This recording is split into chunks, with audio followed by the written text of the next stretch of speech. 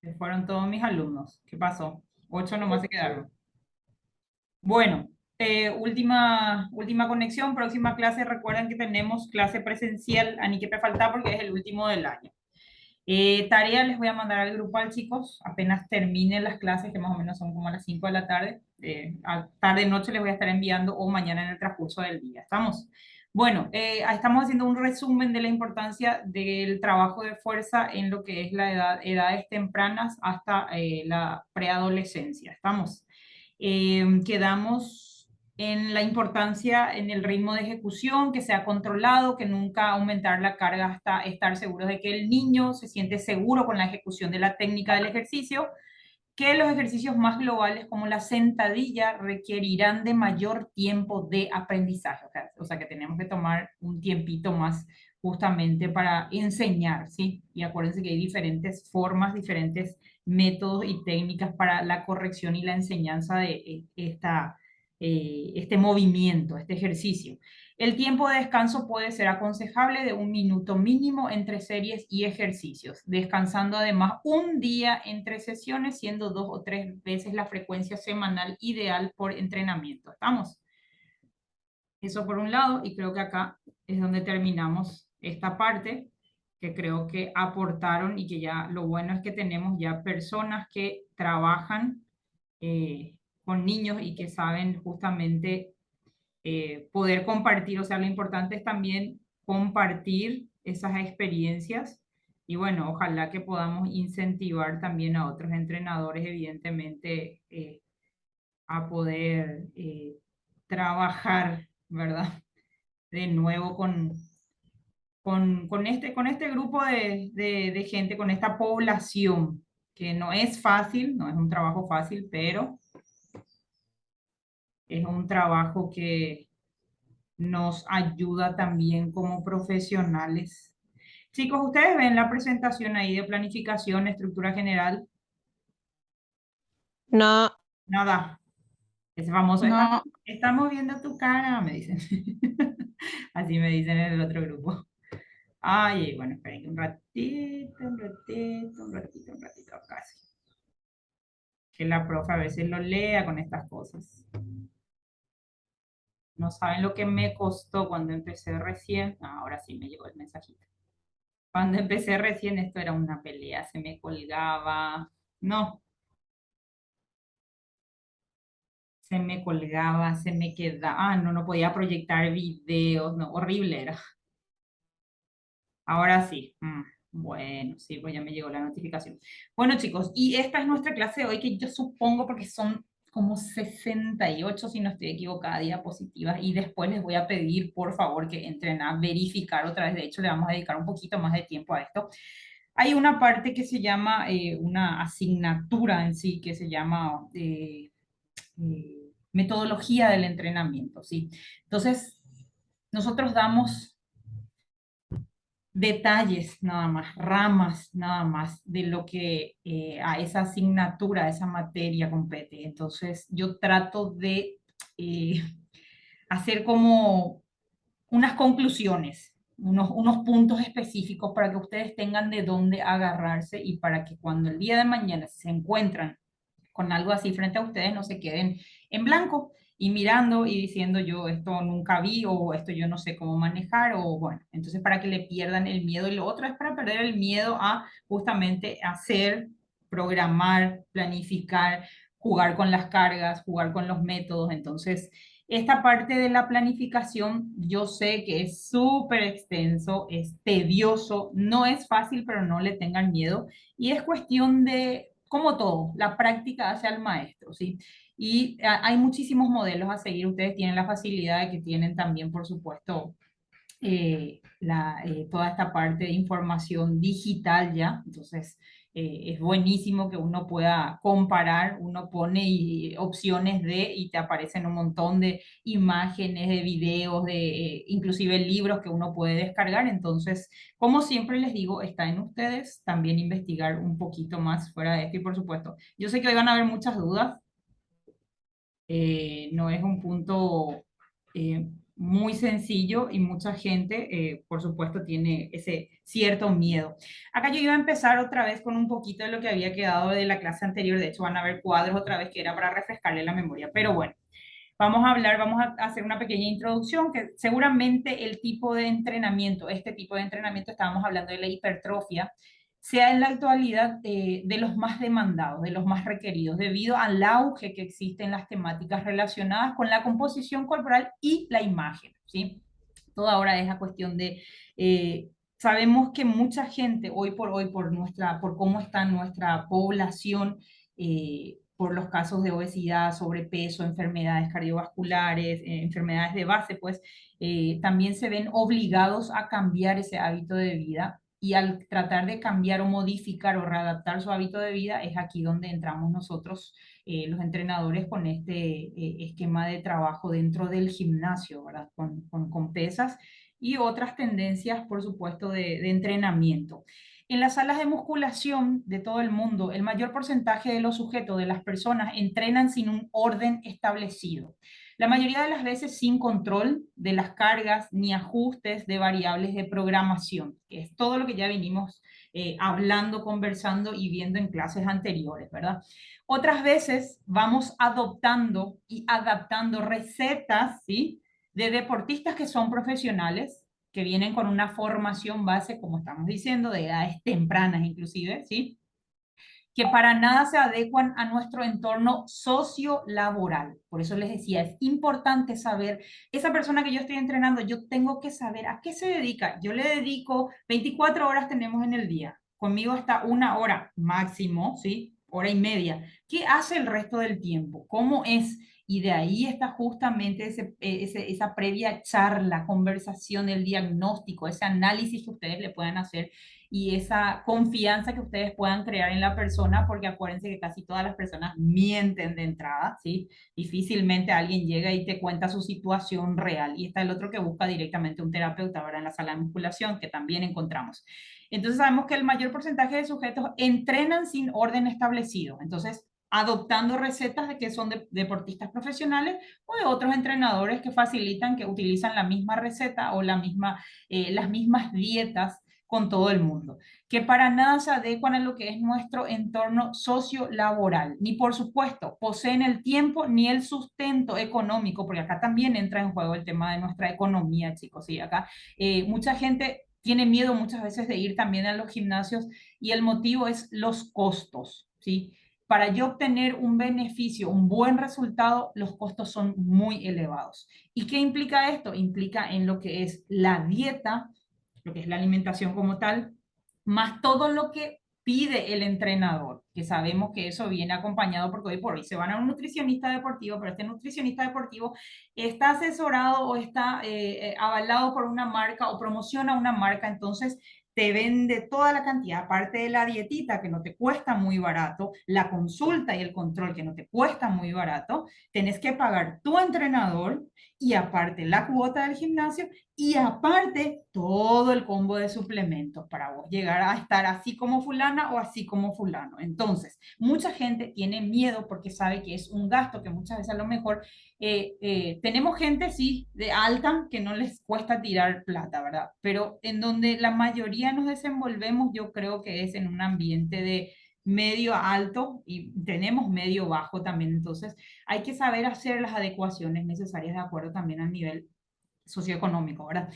Por supuesto, no poseen ni el tiempo ni el sustento económico que conlleva mantener un determinado entrenamiento. Y aquí ya entra todo, puesto que la mayoría de las veces va acompañado de un régimen alimenticio unido a una suplementación de un alto costo o de un alto coste, ¿sí? Entonces, de aquí, entonces viene el enfoque principal de esto, chicos, es justamente que adoptamos o readaptamos recetas o dietas. Y también, por supuesto, que la mayoría de las veces vamos a entrenar sin un orden establecido. Sí, estamos hablando de las personas comunes y corrientes que acuden a un gimnasio por primera vez o que alguna vez practicaron alguna actividad al aire libre o algún tipo de entrenamiento por tendencia, ¿sí? Para adentrarnos un poquito, vamos a tener que conceptualizar lo que es la dinámica de la adaptación, ¿sí? Empezando con esta palabra otra vez. El estado de entrenamiento es muy rápido en principiantes, aminorándose a la medida que pasan los años de entrenamiento. Así como es rápido, también por supuesto va mermando con el paso del tiempo. Con el paso del tiempo, las adaptaciones que se producen son prácticamente imperceptibles. Por esta razón, para provocar nuevos procesos de adaptación, es necesario realizar modificaciones en la estructura de entrenamiento. Y aquí ya empezamos con la estructura, que ya van a ver que la estructura del entrenamiento, una de las partes principales es la planificación, la programación. Cambiar los sistemas, el volumen, la intensidad, etcétera, cosas que ya venimos hablando y venimos nombrando. Aquí otra vez, esto ya lo vieron hace un rato, que era justamente la capacidad de rendimiento durante 24 horas según Grosser, cuáles serían los ideales y cómo sería también, esto ya lo vimos. Entonces vamos a adentrarnos en lo que es por qué planificar, programar y por qué la planificación, la programación y la periodización son tan importantes. Aquí van tres palabras claves que se utilizan mucho en lo que es planificación del entrenamiento, ¿sí? Las bases fisiológicas para proponer una organización, porque es eso, de trabajo o del estrés que proporcionamos a nuestro organismo y que con ello consigamos las adaptaciones, porque es eso lo que queremos, oportunas se centrarían en la ley que ya vimos, ya nombramos a este autor que es Schulz, a finales del siglo XIX, donde se concluye como necesaria o necesario, perdón, la existencia de un umbral mínimo de excitación. ¿Se acuerdan? Estímulo y todas esas palabras, para que se produzca el estímulo suficiente que nos conduzca a las adaptaciones que perseguimos. Y habíamos conversado sobre la supercompensación, ¿sí? Es decir, debemos ir aumentando la intensidad del esfuerzo para que se produzcan nuevas adaptaciones. Esto deriva posteriormente en el denominado por los especialistas como el principio de la sobrecarga, que también tocamos en lo que era principios del entrenamiento. Entonces aquí yo les volví a poner esto para que tomen en cuenta cuáles son los componentes de la carga, ¿sí? Dirección del entrenamiento, volumen, intensidad y descanso. ¿Qué tomamos en cuenta en el principio del incremento de la carga? Según este autor, el principio de la carga progresiva o el incremento de la carga se deduce de la relación proporcional entre la carga, la adaptación y el aumento del rendimiento, porque eso es al final de cuentas lo que perseguimos. Según este principio, las exigencias planteadas al deportista, al individuo, al cliente, al alumno, tienen que aumentar de forma sistemática, dependiendo de la preparación física, coordinativa, técnica, táctica, intelectual y de la fuerza de voluntad. Por supuesto, hay el aspecto psicológico. ¿Cómo aplicar el principio de la progresión de las cargas? Esto ya lo habían visto y si recuerdan, espero que sí recuerden porque estos son puntos específicos que no podemos olvidarnos y a qué nos referíamos cuando hablábamos de volumen, de intensidad y de complejidad. La carga de entrenamiento puede incrementarse a base de incrementar distintas variables. Estas variables ustedes lo tienen que tener como ABC en su vocabulario. Aumento del volumen, aumento de la intensidad, aumento de la complejidad y el aumento del número o nivel de competiciones en dado caso de personas que se preparen para competencias. ¿Estamos? ¿Cuándo incrementar la carga en el entrenamiento? La carga de entrenamiento no solo aumenta dentro de un mismo ciclo de entrenamiento, sino que a lo largo de la vida deportiva, estamos refiriendo a una persona que tiene una programación, que tiene un esquema de trabajo, que sigue una planificación y que por supuesto tiene por lo menos mínimamente a 6 o a un año, 6 meses o a un año programado su entrenamiento, sea de la disciplina que sea o la práctica que conlleve esto. Se suceden momentos en los que la carga de entrenamiento aumenta respecto a ciclos anteriores. Para proporcionar una carga de entrenamiento adecuado a cada persona, a cada deportista, tendremos que valorar con perspectiva a largo plazo los siguientes aspectos: la edad cronológica, la edad biológica, los años de entrenamiento, si es que tuvo años de entrenamiento, y el nivel de capacidad de rendimiento. Son aspectos que siempre tenemos que tomar en cuenta. Y vamos a observar tipos de incremento de la carga. Tenemos el incremento de la carga progresiva o progresivo. Este tipo es el más indicado para deportistas menos expertos o para personas que están arrancando en fases de formación, ya que permite una adaptación gradual, se minimizan los riesgos asociados a cambios bruscos del entrenamiento. Se recomienda utilizar siempre este tipo de entrenamiento de incremento de carga excepto en casos de deportistas expertos que han agotado ya sus reservas de entrenamiento. Es decir, se ha producido un estancamiento. O sea que esto va para personas que están arrancando y para deportistas también que llegaron a un punto de estancamiento y quieren volver a arrancar, ¿sí? Y tenemos el segundo, que es el incremento de la carga discontinua o discontinuo en casos de estancamiento, ¿sí? En deportistas activos, en el rendimiento de un atleta maduro, ¿sí? Se podría recurrir a incrementos más repentinos de la carga distribuidos en diferentes periodos para producir nuevos estímulos de entrenamiento que afecten a la homeostasis y que obliguen al organismo, por supuesto, a poner en marcha nuevos procesos de adaptación. ¿Se acuerdan del cuadro de la gráfica, cómo funcionaba el cuerpo y cómo llegaba a su periodo de estancamiento, cuando teníamos el periodo de la supercompensación, cuando llegábamos otra vez a etapa inicial, cómo se comportaba el umbral de excitación, cuáles eran los estímulos? Entonces, eso va enlazado con esto, chicos. Entonces, recuerden cómo funciona en nuestro organismo y recuerden ese esquema que está bastante bien y uno se hace la idea de cómo sería justamente el tiempo que llevamos de entrenamiento si hay una buena planificación, por supuesto, ¿sí?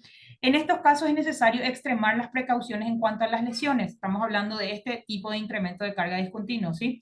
En cuanto a las, aquí hay más posibilidad de lesiones porque es una persona que llegó, es una persona activa que llegó a su estancamiento y necesitamos justamente darle otro tipo de estímulo, por supuesto, para obligar al organismo a ponerse en marcha y procesos nuevos de adaptación. Extremar las precauciones porque evidentemente hay fatiga, hay que tener cuidado con las lesiones y deberían llevarse a cabo solamente con deportistas y con entrenadores que sí sepan manejar este tipo de cargas justamente, ¿sí? Dentro de la programación del entrenamiento. Y entre los tipos no menos importantes, también toca hablar un poquito de los que son, voy rápido chicos porque sé que tengo poco tiempo, tipos de adaptación deportiva. El entrenamiento es un proceso de adaptación permanente a las cargas de trabajo, cualquier tipo de entrenamiento. Estas adaptaciones pueden ser específicas o no específicas. Las primeras, las específicas, afectan más a los sistemas inmediatamente operativos, tales como el sistema neuromuscular. Estamos aquí hablando con base a la coordinación y los sistemas energéticos. Y la segunda, que serían las adaptaciones no específicas, nos referimos entonces a sistemas auxiliares indirectamente implicados en la especialidad o la modalidad deportiva. También se puede diferenciar entre las adaptaciones agudas o inmediatas, como el incremento de la frecuencia cardíaca cuando se empieza a realizar el ejercicio, las adaptaciones crónicas o a largo plazo, como el aumento del consumo máximo de oxígeno, entre otros. Si hablamos de estímulo, también tenemos que definirlo y conseguimos estos conceptos, que es estímulo para lo que es el entrenamiento en sí o la carga que le damos al entrenamiento, agente físico, químico o mecánico que desencadena una reacción funcional en un organismo, cambio en el ambiente que modifica la actividad de las células. Si hablamos de densidad del estímulo, después de la aplicación de un estímulo con determinada densidad y dureza, corresponde a una pausa de recuperación que debe estar en concordancia con la magnitud del esfuerzo. Aquí estamos hablando del periodo de trabajo y descanso. Y vamos a adentrarnos a lo que es planificación.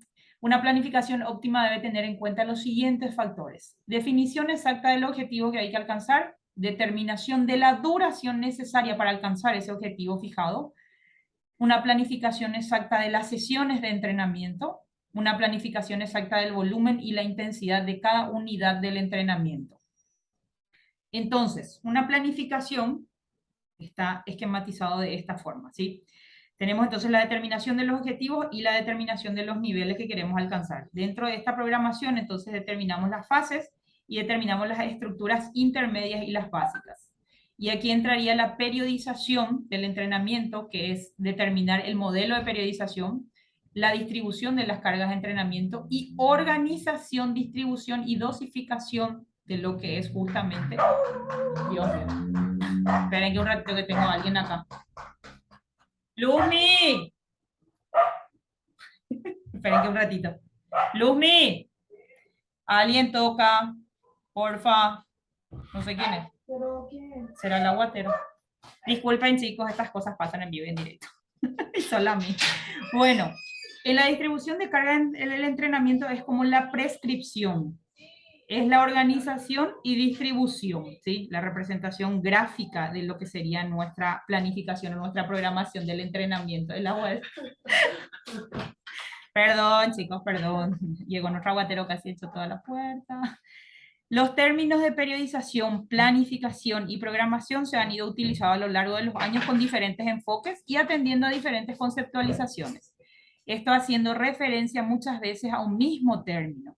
Esto nos ha llevado muchas veces a la confusión a la hora de comprender muchos trabajos de profesionales al no haber una unanimidad conceptual, ¿sí? Mucha gente habla de periodización, otros hablan de planificación y otros hablan de programación del entrenamiento, ¿sí? Entonces, vamos a definir bien para que les quede clarito cómo sería si vamos a hablar de cada uno de estos puntos. La planificación sería la manera mediante el cual se estructura el proceso, o sea que sería más bien la estructura principal, ¿sí? Atendiendo los aspectos más globales, como los objetivos, las técnicas, los métodos, evaluación y control, ¿sí? Cuando hablamos de control también nos referimos a justamente control, tanto de cargas como controles médicos también, porque dentro de una programación entran todos esos tipos de controles.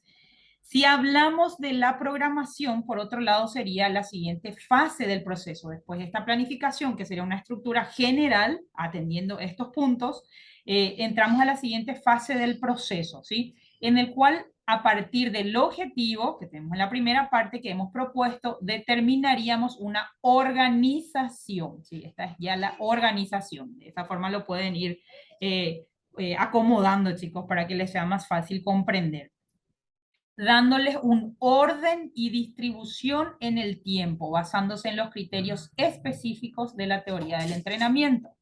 Y por último tenemos lo que es la periodización, secuencializa y temporaliza los contenidos, teniendo como puntos de referencia 4 variables claves: la frecuencia, el volumen, la intensidad y la densidad, que además se condicionan. Dejándose como última fase la estructuración, sería la prescripción, donde se concretarán las dosis del entrenamiento. Entonces, esta parte guárdenlo bien, chicos. Y aquí entramos entonces al síndrome general de adaptación, que ya lo habíamos visto, que ya lo habíamos nombrado y ya lo habíamos también conceptualizado. Se basaría en la aplicación de dicho estímulo, enfocándonos al entrenamiento, y la correspondiente fatiga que se produciría. Una vez pasado el umbral que mencionamos ya de clases anteriores, con anterioridad, que no sería otra cosa más que un desequilibrio que haría que nuestro organismo reaccione para volver a su estado anterior, a su estado inicial, produciéndose una homeostasis o el equilibrio, que a su vez buscando una supercompensación, que sería el objetivo final. Es decir, adquirir un nivel superior al estado anterior o al estado inicial del principio de estos estímulos. Esto daría lugar a otro principio del entrenamiento, que es el de la supercompensación. Para ello debemos ir suministrando progresivamente estímulos mayores que nos eviten el estancamiento a la medida de lo posible. Acá estamos nombrando otra vez principios que ya habíamos visto, chicos, ¿sí? Entonces estamos haciendo nada más como para refrescar un poquito la memoria para poder llevar justamente a esta estructura de la que vamos a hablar ahora, ¿sí? Igualmente debemos tener en cuenta que no se produzca un estímulo demasiado alto. Acuérdense que es estímulos bajos, estímulos altos, ahí entraba tiempo de trabajo, descanso. ¿Se acuerdan de ese esquema? Si no se acuerdan, por favor, vuelvan a abrir y a leer un poquito, que está todo esquematizado y está de forma sencilla, está explicado, ¿sí? Para que entiendan de qué estamos hablando. Estímulos altos o muy continuos sin respectivas recuperaciones, podríamos llegar a un estado de descenso del rendimiento. Por el objetivo prioritario de todos los profesionales del entrenamiento deportivo se encuentra en la recuperación. Sin descanso no hay progreso ni aumento de masa muscular. Por lo tanto, debemos planificar el trabajo basándonos en los descansos o las recuperaciones, que es precisamente cuando se producen las compensaciones, y hacerlo en todas las estructuras básicas del entrenamiento. Entonces, en la siguiente figura tenemos la organización de la estructura de programación, ¿sí? Y ahí ustedes después van a volver y van a decir qué era, y así es cuando se corta. Tenemos planificación, programación, periodización y estructuración, ¿sí? Entonces, acá estamos en este esquema, en esta figura, que sería la organización de estructuras de una programación del entrenamiento. Si hablamos de año, estamos hablando de un macrociclo. Si hablamos de mes, estamos hablando de un mesociclo. Si hablamos de semana, estamos hablando de un microciclo. Y si hablamos de sesiones de entrenamiento, estamos hablando de días de entrenamiento. ¿Estamos? Sería el esquema general. Entonces, recuperaciones óptimas, ¿sí? Porque hablamos del tiempo de trabajo, descanso, volumen, intensidad, porcentaje de cargas, y saben que la base de todo está evidentemente en lo que es el descanso y la recuperación también. En un macrociclo, ¿sí? Al referirnos a un macrociclo, al menos tenemos que tener un meso al año realizar la recuperación, ya sea activa o pasiva, pero de muy baja intensidad.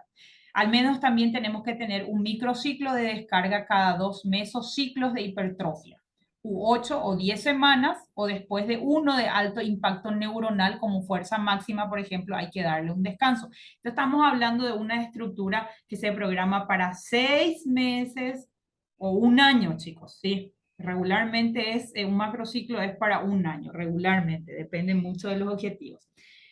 Eso nos referimos a las recuperaciones óptimas dentro de un macrociclo. Si vamos dentro de un mesociclo, realizar un micro o semana, acuérdense, ya por eso es la referencia esta. Macro año, meso mes, micro semana y sesión son días.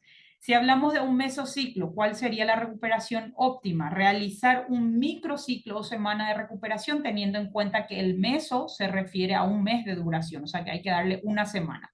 Y si hablamos de un microciclo, al menos un día de descanso de los 7 días semanales de esfuerzo general, que esto ustedes lo manejan de manera general, se sabe, ¿verdad? Que necesitamos también ese tiempo de descanso y que evidentemente no podemos trabajar y no podemos someter al cuerpo a sobrecargas ni cargas también de los 7 días de la semana, ¿sí? De esta forma hablamos de una rutina dividida donde se trabajen todos los grupos aisladamente, pudiendo ser más aconsejable no trabajar con tanta frecuencia semanal, organizar el trabajo para que los distintos grupos musculares se recuperen en la semana sin que haya una interacción de extensores y flexores, entre comillas. Y en una sesión, pues el tiempo de recuperación óptimo sería realizar los descansos entre series, que también ustedes lo manejan, propicios para una optimización en la hipertrofia. En este caso nos referimos a la hipertrofia. 30 segundos a 2 minutos es lo que refieren estos autores. Entonces la hipertrofia dentro de las capacidades físicas básicas, las cualidades o las capacidades físicas básicas se han clasificado comúnmente en 4. Fuerza, velocidad, resistencia y flexibilidad, que algunos autores lo toman aisladamente también, ¿sí? Otros lo meten dentro de lo que son las capacidades coordinativas. Y estoy a punto de terminar, me queda exactamente, me quedan 9 minutos. Así que si se corta ya saben, ¿verdad? Añadiéndose 2 cualidades coordinativas, como serían coordinación y equilibrio. Ahí tienen los autores de referencia, aunque debemos resaltar que en la actualidad algunos autores priorizan sobre una sola capacidad o capacidad física fundamental, que sería la fuerza, siendo la velocidad y la resistencia derivadas de esta y la flexibilidad y la coordinación son capacidades físicas facilitadoras, ¿sí? Que me parece una propuesta bastante correcta, ¿verdad? Aquí tienen los autores y el gráfico de dónde salió la clasificación de las capacidades físicas como base fundamental, tomando la fuerza, ¿sí? Ahí tienen todo el esquema de cuál es la fuerza, sería la precursora para estas capacidades de resistencia y velocidad, ¿sí? La fuerza sería una capacidad física fundamental y que la velocidad deriva directamente de la fuerza y que por supuesto ayuda a mantener la resistencia, ayuda a mantener también la fuerza. Entre las capacidades físicas facilitadoras, entonces tenemos también la flexibilidad y la coordinación que conllevan, o sea, ahí están enlazados, por supuesto. Acuérdense que para su estudio es que los separamos, pero ninguna de estas funciona sin otra, ¿sí? Independientemente de la clasificación que se escoja para profundizar más nuestro objetivo, necesitamos desarrollar más la fuerza y para ello conocer las distintas manifestaciones que se producen con un tipo de orientación de trabajo u otro. Acá tienen una asignación de cargas y repeticiones basándose en el objetivo del entrenamiento y esto va exclusivamente para ustedes. Si el objetivo del entrenamiento es resistencia muscular, si es hipertrofia o si es fuerza muscular. Ahí tienen las cargas que, como les dije, el test, el que conozcan ustedes y el que puedan hacer el test diagnóstico de una repetición máxima o de repeticiones máximas basándose en lo que es cálculo directo o indirecto, ya va a depender de ustedes, es bueno el conocimiento y por qué es tan necesario y por qué lo hicimos la vez pasada y por qué necesitaba que conocieran eso, es porque ahora ya podemos referirnos entonces a las cargas. Si yo quiero resistencia muscular, fíjense que ahí, basado en el porcentaje de una repetición máxima, se habla de un menos 67%. ¿Sí? Si quiero una hipertrofia, si quiero conseguir una hipertrofia muscular, se habla de un trabajo enfocado a un 67-85%. ¿Sí? Y si hablamos de fuerza muscular, se habla de más de 85 y ahí tienen las repeticiones asignadas. ¿Sí? Esto no me lo inventé yo y ahí lo tienen. La tabla está adaptada justamente a toda esa cantidad de autores. ¿Estamos? Fundamentos del entrenamiento personal. Por lo tanto, se considera a día de hoy los porcentajes del 60 al 85% de una repetición máxima como la franja de trabajo más propicia para el aumento de la sección transversal. Ahí tienen otra vez citando los autores. Es decir, mientras que en cualquier modalidad deportiva se utiliza dentro del macrociclo programado, algunos mesociclos de hipertrofia como apoyo para conseguir más masa muscular válida para un desarrollo posterior de fuerza útil o aplicable a cada modalidad deportiva. Dentro de un macrociclo cuya finalidad sea la hipertrofia, sería al revés. Se utilizarían macrociclos con otras orientaciones de la fuerza, como la fuerza máxima, para poder conseguir un pico mayor de la misma y poder aumentar las cargas dentro del porcentaje adecuado que hemos visto, optimizando así el trabajo de la hipertrofia. Acá nos estamos refiriendo de cuál sería el porcentaje, o sea, sería la explicación de este cuadro nada más, de este esquema, de esta tabla, ¿sí?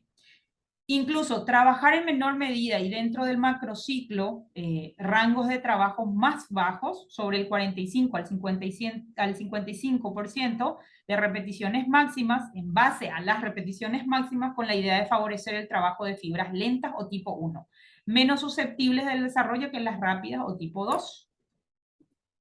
Realmente el entrenamiento de la hipertrofia iría integrado en el entrenamiento de estética corporal, que buscaría no solo el aumento de la masa muscular, que sería la fase de trabajo a la que estamos dedicando este estudio, sino también a la reducción de la grasa. Es decir, la meta final sería llegar a un momento determinado con mayor masa muscular, pero a su vez con la menor cantidad de grasa. Es interesante resaltar las palabras del profesor Vadillo, que la solución actual está en una mezcla adecuada, y nos referimos al entrenamiento como tal, o a la programación del entrenamiento, la planificación y la periodización del entrenamiento. La solución actual está en una mezcla adecuada de las aportaciones de la ciencia y del arte y sentido común del entrenador, ¿sí? Entonces acá vamos con una propuesta de organización del trabajo de hipertrofia utilizando las variables de programación. Estos serían ajustes de esfuerzo por microciclo o fase. Y ahora recuerden ustedes que era cuando hablamos de micro, ¿a qué nos referíamos? Hagan ya memoria. Entonces tenemos las variables que serían frecuencia, volumen, intensidad y los niveles de esfuerzo, que eso lo vamos a obviar porque eso está por esquematizado nada más. Ahí tienen el micro 1, 2, 3 y cómo sería la programación, volumen en series, la intensidad y qué es lo que a qué va enfocado el trabajo. Ahí tienen prácticamente el tiempo de pausa, ¿sí? Tienen la explicación del lado izquierdo, tienen el esquema y del lado derecho tienen enumeración, exactamente a qué se refiere, ¿sí? Si es una rutina dividida, si voy a trabajar en forma de circuitos, si voy a trabajar torso, tren superior o todo el cuerpo, o voy a hacer un trabajo combinado. En intensidad hablamos de cadencia, pausa, carga, ¿sí? Entre otros. Después les voy a dejar para que si hay alguna duda, necesito entrar al otro. A esto quería llegar, chicos. Yo creo que acá es donde se me va a cortar.